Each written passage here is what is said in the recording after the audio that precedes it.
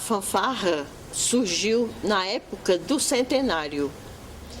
Não tínhamos banda e nem não tinham como tocar. Então veio de Montes Claros um tenente que nos ensinou os instrumentos da fanfarra. Nessa fanfarra foi formada por alunos e professores voluntários para aprender. Foi a mim confiado o que ele pediu, que tinha alguém para aprender, para mais tarde, quando ele fosse embora, ficasse responsável. Eu fiquei responsável pela fanfarra. Aprendi a tocar os instrumentos e a trabalhar com eles. Começamos a tocar anos e anos. Isso é mais ou menos 43 anos atrás, desde o centenário de Rio Pardo que vimos tocando. Mas com os instrumentos, os prefeitos faziam a doação para a fanfarra e fomos adquirindo instrumentos e fomos montando uma fanfarra maior. Quando um determinado período, nós tocávamos sempre no 7 de setembro. Um determinado período, ao terminar o 7 de setembro, limpamos os instrumentos e guardamos na prefeitura. Eles foram roubados. Não sei por quem, no outro dia não ficou instrumento nenhum, desapareceram todos. Ficamos alguns anos sem tocar. Depois, o Edson Paulino, como prefeito, e a Antonina, secretária, nos convidou para melhorar a fanfarra, fazer uma nova fanfarra. A prefeitura doou os instrumentos e nós convidamos os alunos a tocarem. Vários foram os alunos que tocaram. Iam ficando, sempre nós procurávamos dar a esses alunos todo o amparo e todo, assim, para que eles sentissem à vontade. Porque lá nós não admitíamos nenhuma intriga, nem conversinhas, e todo mundo tinha que respeitar um ao outro, ter amor, muito amor e responsabilidade. E assim fomos fazendo a fanfarra novamente, porque os instrumentos antigos foram aparecendo e as pessoas vieram a mim oferecer instrumentos para comprar. Esses instrumentos, quando uma determinada pessoa me ofereceu, eu fui ao prefeito e falei que tinha uns instrumentos vendendo, se podia comprar. Ele falou que poderia. Nós fizemos, então, compramos instrumentos. Que ao abrir, os instrumentos eram os nossos que tinham sido roubados. Alguns, não todos, porque os outros desapareceram e quando procurados dizia que não estavam. Ficamos alguns anos e fomos mostrando fomos juntando instrumento. Nessa junta de instrumento, o Onildo de Zé de Severino nos ofereceu alguns instrumentos que eram para a fanfarra que estava faltando, que eram os treme-terras. Aí ele então nos trouxe e nós começamos outra vez, aumentando a fanfarra. Cada dia recebia um instrumento e hoje nós contamos com 120 e poucos, mas já tivemos até 150 instrumentos, porque alguns foram emprestados. Nós nos emprestávamos e depois do 7 de setembro nós devolvíamos. Algumas pessoas aqui em Rio Pardo, até hoje, ainda tomam instrumento emprestado para as festas nas escolas, de futebol, e sempre são emprestados e devolvidos, mas alguns, às vezes, esquecem de devolver. Tenho uma pessoa que trabalha comigo há muito tempo, que é o Dalci. Ele é o responsável, é o meu assessor, que ele é o responsável pelo conserto dos instrumentos e também não fazemos nada sem um comentar com o outro, é sempre comentando. Exigimos dos alunos muito respeito, muito amor, muita dedicação, porque não é fácil não ter lugar para ensaiar, não tem horário, então nós ficamos dependendo de horário e de local. Às vezes, quando nós vamos ensaiar, algumas igrejas reclamam, o barulho, para. Então nós paramos, mas isso é ruim para os elementos. Infelizmente, nós não temos um local. Então, agora em público, gostaríamos de pedir ao senhor prefeito que faça um local adequado para que possamos ensaiar e melhorar a fanfarra. Hoje está tudo muito bem. Quando este ano, os parabéns foi muito elogiada a fanfarra, mas não para mim. Eu acho que os parabéns não devem ser para mim, e sim para os pais que confiam os seus filhos em minhas mãos para ensinar a tocar. Eles tocam, e os parabéns também para os meus queridos repercussionistas, porque eles quem passam, a percussão é deles, não minha. Eles tocam muito bem, estão de parabéns.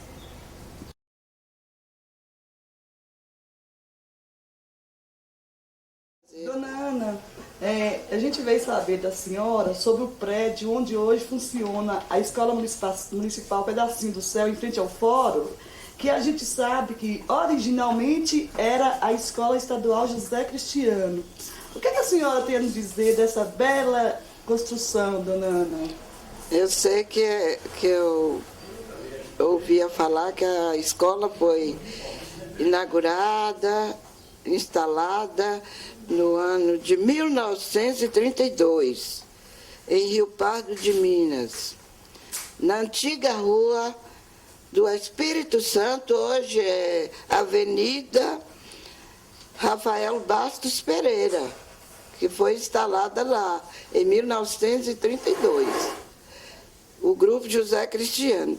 Para mim, eu acho que essa escola devia não ter mudado lá para o morro, para o alto. Porque a gente era criança, estudou lá, depois a gente conseguiu fazer de primeira a quarta série, aí fundou o colégio também, né, para fazer de quinta a oitava. Eu estudei lá, lecionei também depois. O Grupo José Cristiano. Ao termo da instalação do Grupo José Cristiano, no município de Rio Pardo, nesta cidade, do mesmo nome, né, que é José Cristiano até hoje, foi no dia 1º do mês de julho de 1932, no prédio do Grupo Escolar. Aí presentes o doutor inspetor escolar Miguel Rosa Júnior. Então foi nomeada a primeira diretora, Cordulina Paulina, que era Dona Dula, né? Eles chamavam ela de Dona Dula, pelo governo. Também as professoras Dona Rosita Caldeira e Dona Antonieta Ale Caldeira, que era Dona Bebeta. Agentes da primeira e terceiras escolas mistas desta cidade. Era prefeito nessa época, Coronel Soter Carmo. Era juiz de direito desta comarca naquela época, o doutor José Cantido de Freitas, que nomeou juiz de paz Cipriano José de Araújo, que era o dono dessa casa aqui, ó. Em exercício, doutor Bastos Pereira, diretor do posto de higiene que teve aqui. Doutor Joaquim Peri, advogado, diretor do posto de assunto à presidência da reunião. Ele presidiu a reunião, o doutor Joaquim Peri, que era advogado nessa época, então tinha muita gente assim, assistindo a inauguração da escola. Tinha as senhoras e as senhoritas, a inspetor escolar assumindo a presidência da reunião, convidou a professora Antonieta Ale Caldeira, Dona Bebeta, para ser a secretária para fazer a chamada dos alunos. Isso elas já tinham feito as matrículas dos alunos, né? Eu já tinha matriculado. Então ele chamou a dona Bebeta para fazer a matrícula, servir de secretária na coisa. Eu era criança ainda, né? Eu estudei do primeiro ano até a 5ª e 8ª séries, lá no José Cristiano. Depois eu fui ser professora. Antes disso, eu fui contratada para substituir Antonieta Ali Caldeira, que era professora do 3º ano. Aí eu substituí ela e meus alunos, até tem uns alunos aí, Júlia de Tide, Terezinha de João Mendes, foram meus alunos no 3º ano. Aí foi uma escola muito boa, muito assim, era servente nessa época Capistrano, Carmo, filho de Sota, Carmo, né?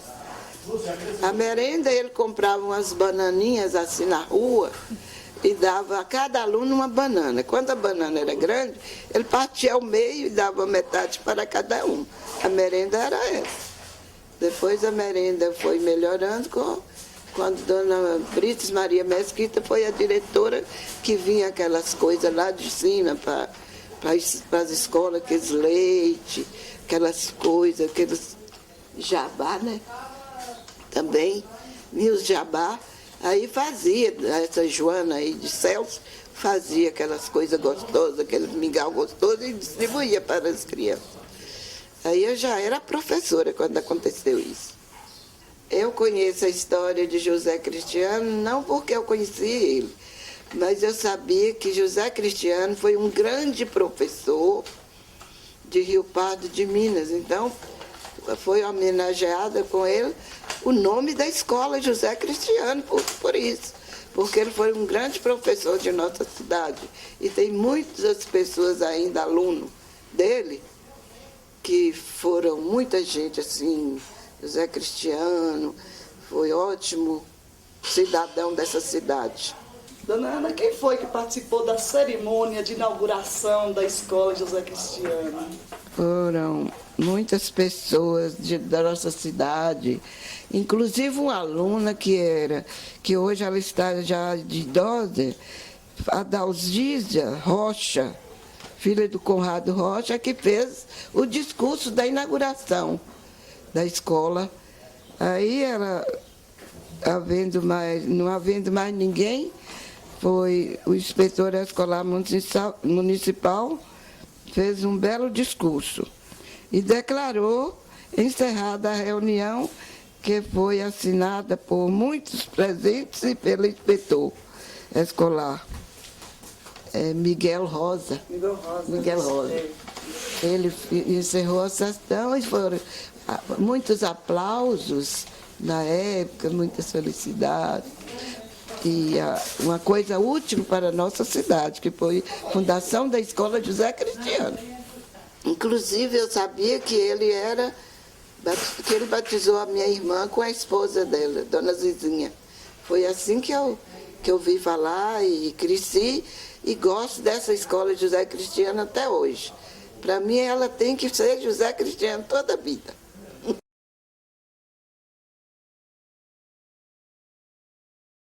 Então, a criação da paróquia de Nossa Senhora da Conceição se deu em 1740, por Dom Frei José Fialho, da Ordem de São Bernardo. Ele é arcebispo metropolitano de Salvador, na Bahia, porém, só em 20 de janeiro de 1755, 15 anos depois, um alvará régio confirmou a ereção canônica da paróquia, sendo vigário o padre Alexandre Gonçalves da Cruz. De 1777 a 1783, o padre João Batista de Andrade foi o segundo vigário da paróquia. Posteriormente, muitas outras paróquias foram desmembradas, tais como a de Salinas, de Monte Azul, de São Miguel de Jequitinhonha. Fato importantíssimo na história primitiva da paróquia foi a visita do padre José Nunes Cabral, em 16 de setembro de 1783, representando o reverendíssimo Frei Antônio Correia, da Ordem de Santo Agostinho, arcebispo metropolitano da Bahia, do Conselho Régio. A igreja matriz, por ocasião da criação da paróquia, era ainda uma pequena capela, muito rústica e pobre. Todavia, foi passando por sucessivas reformas, até ser totalmente reconstruída pelo reverendíssimo padre Newton Caetano d'Ângeles, na última metade do século XXI, seguindo em linhas gerais o projeto da Igreja do Sagrado Coração de Jesus de Belo Horizonte, observando-se que a matriz atual foi reerguida no mesmo local da capela primitiva.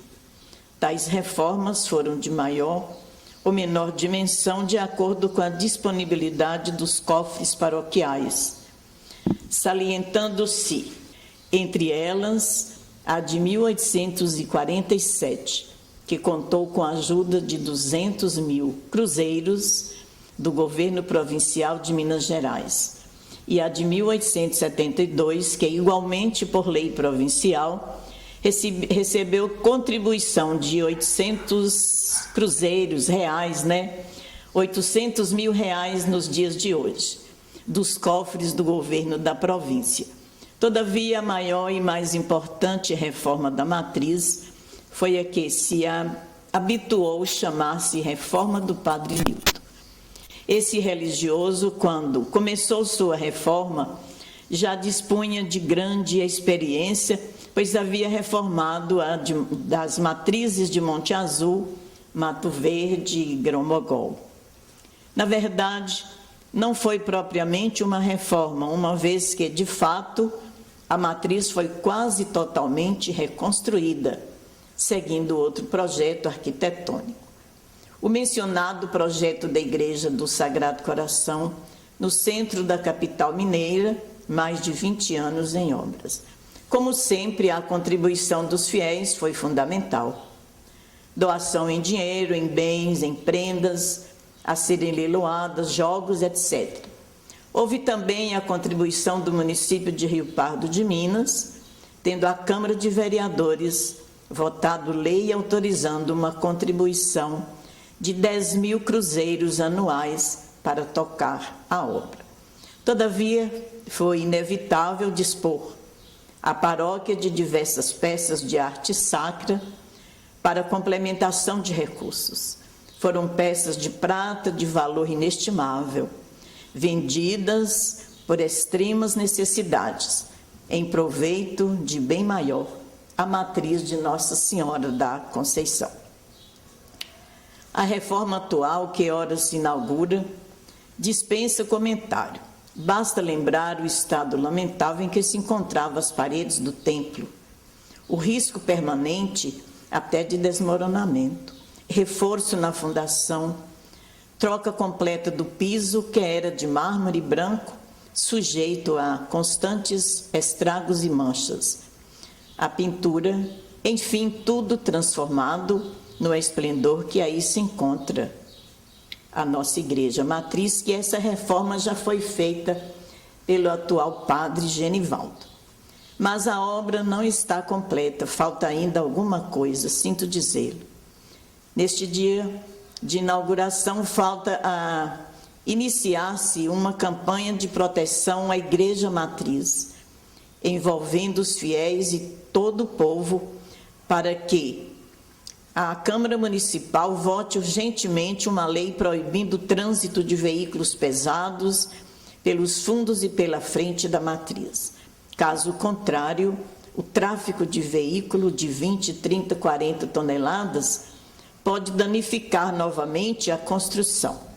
É certo que a matriz foi construída em terra aluvial, solo frágil por natureza, incapaz de resistir uma tonelada considerada pesada.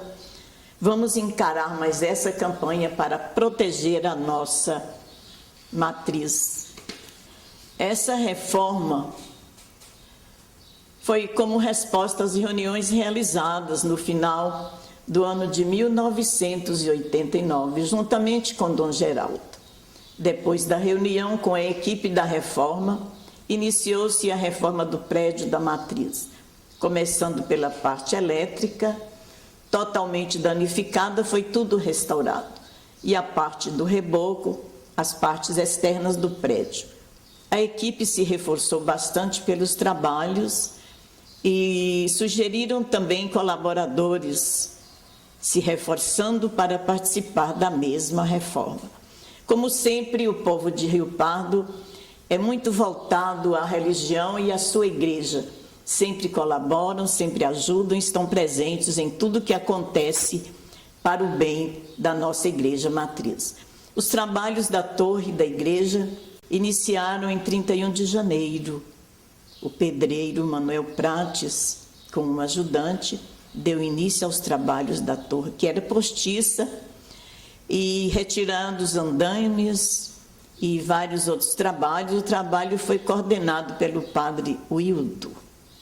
Em 12/7/2003, nesta data, deu-se início a mais uma obra de reforma e reconstrução, também da Igreja Nossa Senhora Aparecida, graças a esforços e sacrifícios dos paroquianos fervorosos de Rio Pardo de Minas. De 14/4/2004, foi a inauguração e bênção da reforma da Igreja de Nossa Senhora Aparecida, mostrando assim a presença sempre constante dos paroquianos para com o bem-estar e as reformas das nossas igrejas em Rio Pardo de Minas.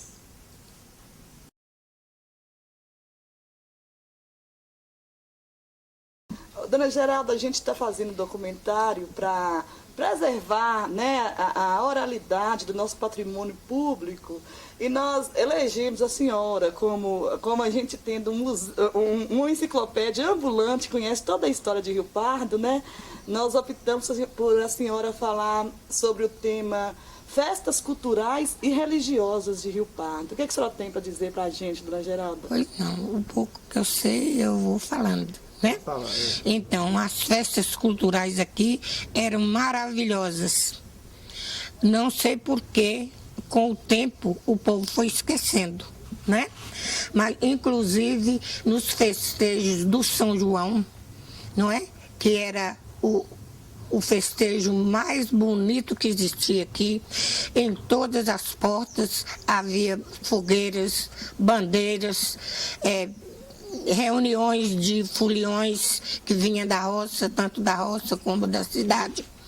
Além dos festejos do São João, tinha salões do Natal, presépios em quase toda casa, principalmente nas casas de São João Mendes, de Dona Rosa de Zeca, de CC, que eram os presépios mais, de seu Osório Batista, que eram os presépios mais cobiçados da cidade. Além disso, havia festas que a gente fazia nos grupos escolares, com as professoras e com os alunos também, que todos, além dos desfiles das escolas, Dona Bertilde, Tereza de Chico Macaco, também eu, particularmente, ajudava nas ornamentações dos carros alegóricos, dos desfiles dos alunos da escola com roupas parecidas com as dos antigos reinados. E além da enorme festa do feijão, que causou inveja a muito pessoal que vinha de outras cidades, né? Com ornamentações de feijão em todo o salão, né? Fizemos um grande, arrumamos um caminhão e fizemos um tacho muito grande com barro, e fizemos uma grande panela, pusemos fogo embaixo, e a menina de Dona Raimunda, a Mércia, desfilava dentro, mostrando as coisas que eram usadas no feijão, pedaço de carne, pedaço de tocinho, e foi a maior festa aqui da cidade, do povo da Redondeza, naquela época, né? Quanto às festas religiosas, todo mundo sabe aqui como eram feitas as festas, além do São João, além dos presépios também, e a grande festa do Divino, que tinha as cavalgadas, né? O povo vestido de vermelho, o imperador, a imperatriz, e além do grande café nas casas dos festeiros, após a missa.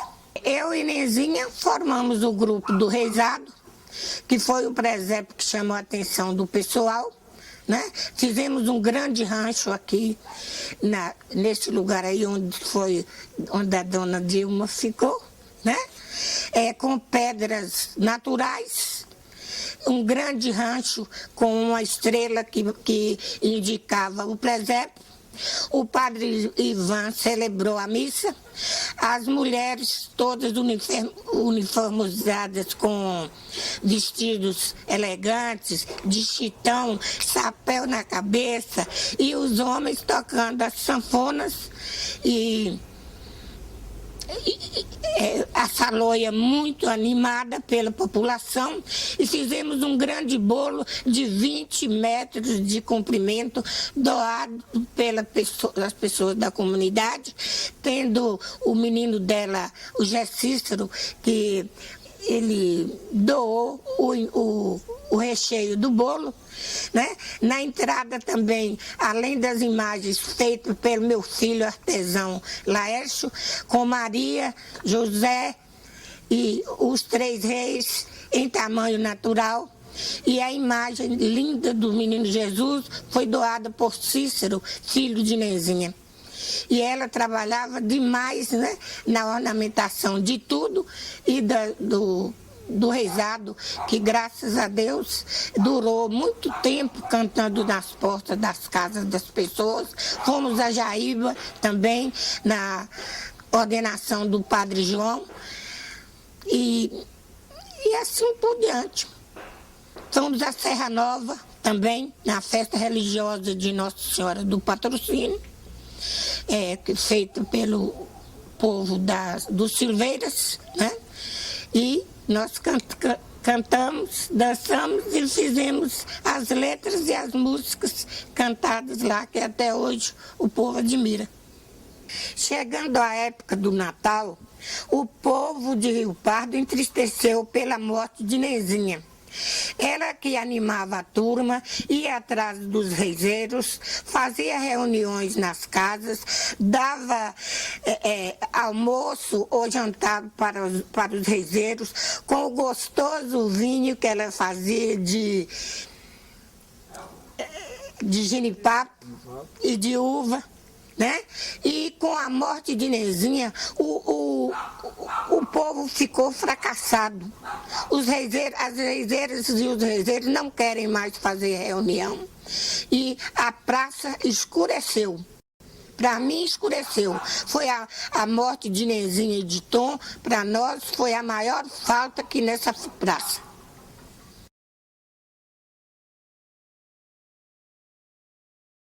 E nós escolhemos você para falar para a gente, contar a história do Cruzeiro, tudo que você sabe, que viveu ali no Cruzeiro. Objetivando deixar a história do nosso querido e fervoroso Cruzeiro, quero alertar que este foi erguido em 1919. Claro que eu não era nascida, mas meus pais vinham passando essa história, e a igreja também, liturgicamente, tem o registro dessa época. Daí, o Cruzeiro tornou-se uma fonte de fé para o povo riopardense e outros mais que viriam até a cavalo para cumprir promessas.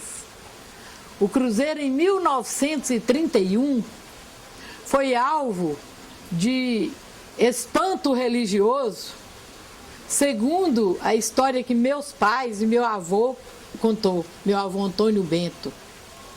Era época de revolta, fome, e aí os revoltosos pela fome veio parar aqui em Rio Pardo. Quando eles chegaram aqui no Cruzeiro, isso em 1931, o povo da cidade alvoroçou, todo mundo correu, uns escondiam, outros fugiram. E só ficou na cidade o meu avô Antônio Bento e o seu primo Nazareno e o seu primo Ângelo, o bisavô do Paulino. Esses homens é que ficaram resistindo à descida dos revoltosos. Mas ajoelharam e pediram, eles contavam que eles ajoelharam e pediram a Deus, o Cristo Redentor, Santos Cruzeiros, que era o santo da época da fé mais fervorosa, e Nossa Senhora para que os defendesse, que só ficou eles três para enfrentar os revoltosos. De um segundo, eles notaram que desapareceu, os homens, as tropas desapareceu. Quando eles souberam, é que esses homens já estavam em Serra Nova e contando a história, que não atacou a cidade de Rio Pardo, porque eles viram lá na cidade, na Baixa, no centro da cidade, muitos soldados e uma mulher vestida de branco e azul no meio dos soldados. Aí eles ficaram com medo e fugiram para a Serra Nova, onde serra adentro, eles foram parar em Monte Azul. Daí, os Santos Cruzeiros, além de ser a fonte de fé do povo riopardense, nós estudantes, mesmo os que não eram de Rio Pardo, vinham aqui cumprir promessa. Eu lembro como hoje, que a gente pedia para passar na prova, Dr. Paulo Costa era nosso professor, os professores assim mais potentes e rigorosos, aí a gente fica com medo de não passar na prova. Aí depois da prova a gente fazia a fila e subia um caminheiro de pedra de joelhos até chegar no Cruzeiro para cumprir a promessa. Mas isso não morreu só na época de criança, não. Quando eu me formei advogada, bacharelada, o bacharel meu, foi muito difícil, porque foi a primeira prova da OAB para as turmas da faculdade. E aí eu pedi, eu e o Cícero, que também era o padre mirim na época de criança, vestia de padre e celebrava a missa de mentirinha, lá nos Cruzeiros, doutor Cícero, em memória, quero pedir a Deus que o receba pela fé, que já deve estar nos braços do Senhor. Nós saímos lá de Montes Claros e chegamos com as nossas carteirinhas e colocamos nos pés de Santos Cruzeiro. De outra feita, lembro-me bem que foi uma seca que assolava a região. E o que aconteceu? O povo começou a fazer, vamos fazer penitência.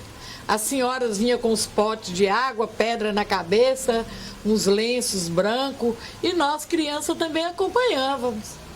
E daí, a hora que terminava de rezar, chovia. Era chuva forte, como a de hoje, que nós tentamos uma encenação rápida e mostrar os símbolos que ainda foram conservados. Então, esse cruzeiro sofreu uma reforma pelo padre Cônego Newton de Ângeles, sabendo que ele foi erguido pelo padre Caetano d'Ângeles. Ele era italiano e veio para aqui, os primeiros padres. Depois disso, o padre Newton sofreu a reforma pelo padre Newton, e com os padres missionários e o doutor Orlando na prefeitura, que foi detectada a deteriorização da madeira, que era a base, que é o pé, foi retirado aquele madeiro antigo, que é guardado como relíquia lá no alojamento da prefeitura, e ergueu um novo monumento, um novo madeiro, conservando os símbolos, a morte, a escada, a espada, todas as ferramentas de uso material de Jesus na época que ele andou pelo mundo. Jesus era filho de carpinteiro e auxiliava o seu pai. A morte é a realidade, segundo a história que eu ouvia. A espada é a defesa. São Miguel, tem São Miguel lá. Não sei, não reparei não, mas parece que ainda existe alguns vestígios de que era uma imagem. A escada, eu lembro-me bem que acabamos de instalar perto do cruzeiro. E com o prefeito Antônio Pinheiro da Cruz, ele mandou colocar uma base maior, tipo uma escadariazinha em volta do cruzeiro, mas hoje o que nós estamos observando é que esse cruzeiro precisa de mais proteção ou talvez a mudança do madeiro e aqueles símbolos que foi conservado, que ele seja conservado num lugar assim de destaque perto do cruzeiro e que faça outros a imitação, que graças a Deus nós temos aqui no município muitos artistas, né? E esses podem fazer esse trabalho junto a, não sei se vai ser a prefeitura ou mesmo a comunidade, que eu acho que um ato desse é responsabilidade de todos os segmentos da sociedade. Então, se depender do envolvimento, todo mundo vai estar movimentando em prol dessa recuperação do cruzeiro. Ainda lembrando o cruzeiro, a sua construção, as suas reformas, os primeiros carpinteiros eu não lembro, mas até a época que o doutor Orlando era prefeito e os padres missionários faziam presença aqui em Rio Pardo, foi o senhor José Soares, que Deus o tenha, pai de Josimar, empresário de Josimar. Então, finalizando, eu quero agradecer vocês que estão assistindo as minhas palavras. Se eu falhei em alguma coisa, tem outras pessoas na cidade que podem inteirar. E quero agradecer a todos e pedir a colaboração, que todos se envolvam com esse movimento e que esteja atento não só ao cruzeiro, como outras partes que estão na cidade, outros monumentos, que dependem da nossa colaboração.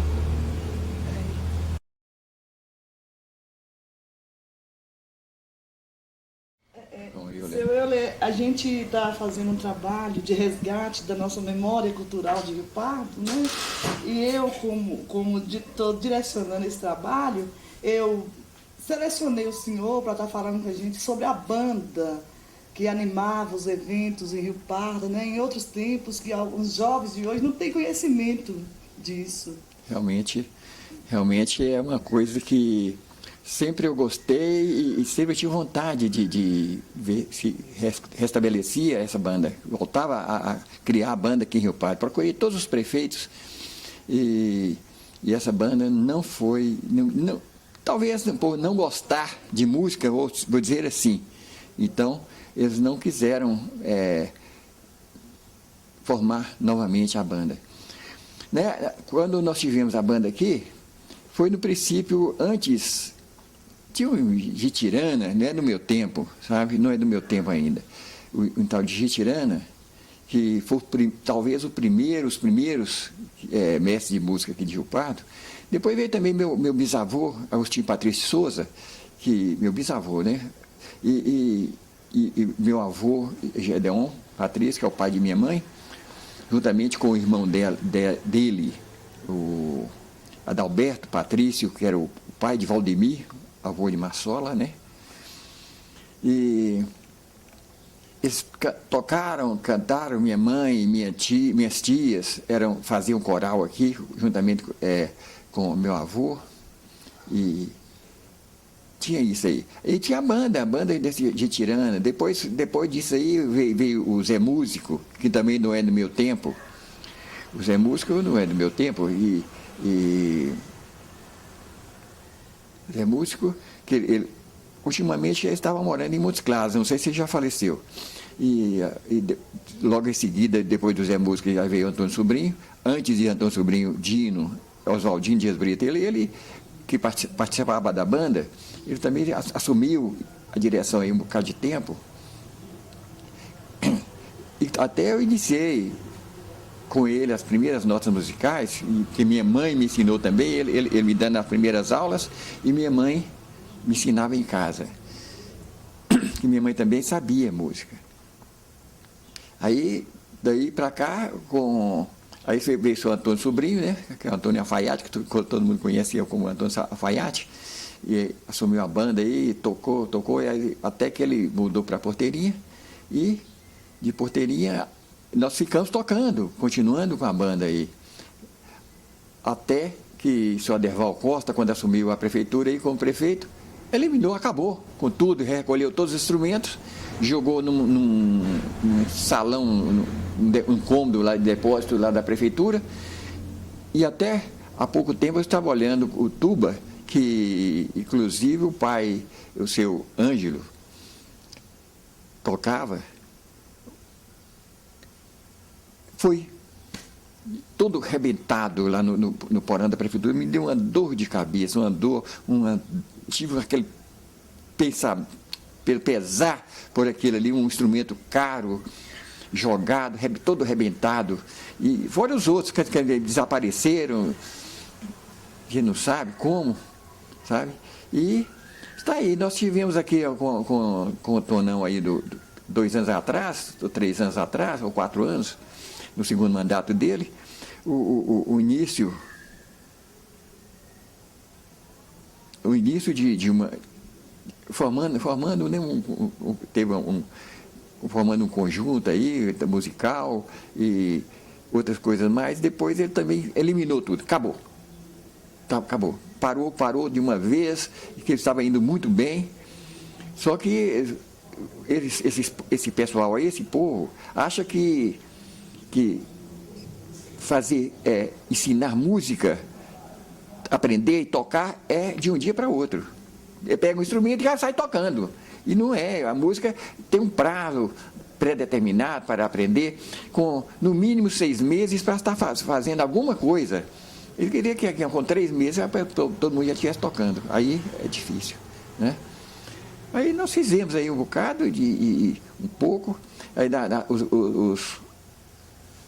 os componentes da banda na época, antes, tinha Vanderlei, até meu avô, Soter Carmo, ele também foi participante da banda de música, a primeira banda de música de Rio Pardo, ele participou também, tocando clarone, meu bisavô, teve aqui o Vanderlei, Patrícia, irmão de Íris, o Íris também, o Valdemir não tocou na banda, não participou. Meus tios, tio Neco, tocava trombone, tio Gêner, tocava bombardino, Tigênio bombardino, depois veio o Soter, tocando também o bombardino e trombone, depois tocou também o tuba, que é o mesmo instrumento de Ângelo, ele andou tocando também aí. E nós fizemos um conjunto aí que estava tocando nas festas, e estava tocando aí nas festas, até que eliminou, quando a Aderval recolheu todos os instrumentos e acabou com a banda de música de Rio Pardo. O carnaval, nós fazíamos aqui, tocava o carnaval. O carnaval de Rio Pardo era interessante, era bom demais, era uma maravilha. Nós começávamos a tocar aqui em casa, e daqui nós saíamos aí em cordão pela rua, pela cidade toda. Mas só que nós entrávamos de casa em casa, sem saltar uma casa, em todas as casas, e passava, tocava, cantava na sala, e saía e passava em outra, e ia tocando até chegava aqui em casa novamente. Aí continuava o baile carnavalesco aqui.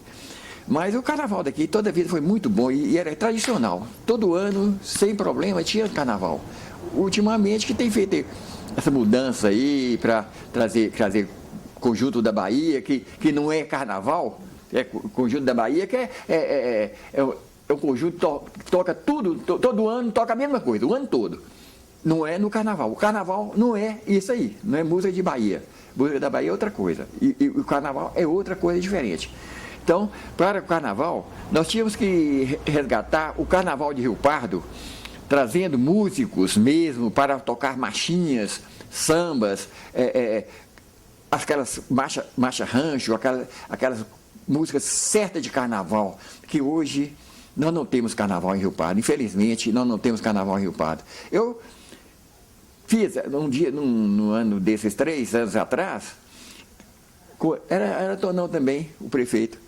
Ele chamou um conjuntinho de Itaiobeiras para cantar umas musiquinhas de carnaval. Ele fez aí. Aí eu participei também disso aí. Aí eu toquei as músicas, as marchas de carnaval com o meu trombone. toquei as marchas de carnaval, aquelas antigas, o povo gostou. E que horário? 2 horas da tarde, horário para os idosos, né? Horário para os idosos. Então, na terça-feira, na segunda-feira de carnaval, nós fizemos isso. E foi uma alegria, todo mundo gostou, ficou aquela coisa maravilhosa. Mas ficou só nessa. Nunca mais nós tivemos carnaval. O último que eu toquei mesmo em carnaval aqui em Rio Pardo foi esse.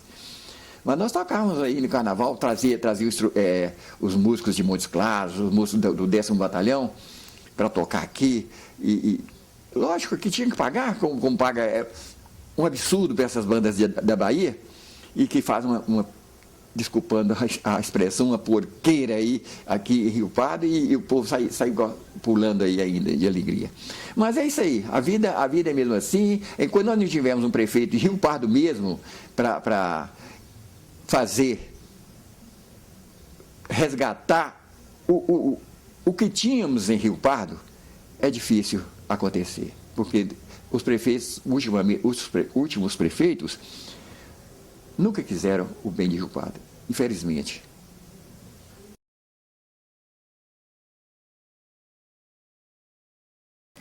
Vou falar com vocês um pouco sobre a Escola Marlene Carmo.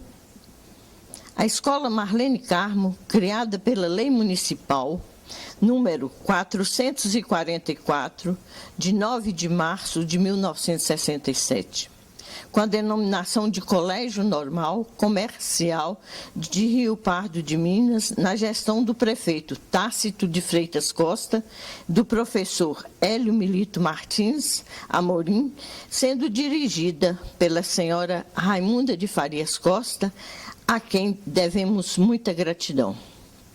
A partir do ano de 1973 até 1980, a escola passou a denominar Escola Estadual de 1º e 2º graus de Rio Pardo de Minas. Em 1989, foi estadualizada e passou a denominar-se Escola Estadual de 1º e 2º graus de Rio Pardo de Minas até 1995. No ano de 1996, a escola definitivamente sofreu alteração nominal, passando a se chamar Escola Estadual Marlene Carmo, em homenagem à professora Marlene Carmo, que dedicou grande parte de sua vida à educação. A escola, desde sua criação até o ano de 2003, funcionou em um prédio cedido pelo município. A sede própria foi construída e inaugurada em 2004, com muito apelo da população e ajuda do governo estadual. Trata-se de um prédio amplo, com 13 salas de aula, 4 depósitos, uma secretaria, uma sala para direção e uma para vice-direção, um laboratório de ciências e um laboratório de informática, uma sala de vídeo, cantina, cozinha, pátio coberto, etc. Nessa oportunidade, eu gostaria de agradecer a Célia e Paulinho Campos pelo trabalho que estão fazendo. É um trabalho amplo, muita coisa que tem que ser pesquisada, e eles não medem esforços para fazer. Agora, um pedido ao corpo discente e docente da Escola Marlene Carmo. Eu, como irmã de Marlene, gostaria de pedi-los para conservar a escola, ter educação e ter mais amor uns para com os outros, e deixar de bobagem e viver a vida, pois são jovens e devem viver muito bem.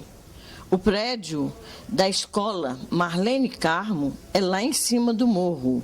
O antigo prédio funciona hoje a escola Gumercino Costa e continua no mesmo lugar, com todos os alunos, professores, mas a escola Marlene Carmo continua lá em cima. Pois essa escola existe desde o ano de 1967, de 1º de maio. A todos vocês, meus parabéns e os nossos agradecimentos.